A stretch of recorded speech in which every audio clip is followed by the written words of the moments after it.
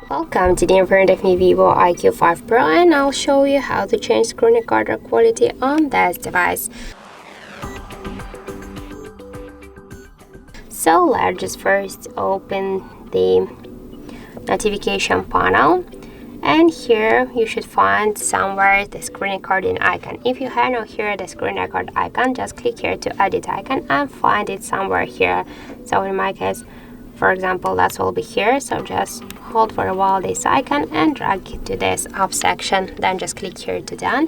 And to open the screen recording settings, hold for a while this icon, and now here we can see here the picture quality section. Tap here, we have selected the medium, the recommended. We can switch it to the high or just to low, and by this way we can change the screen recording quality on our VIVO device. So that's it. Thank you for watching, and if you find this video helpful, don't forget to leave a like, comment and to subscribe our channel.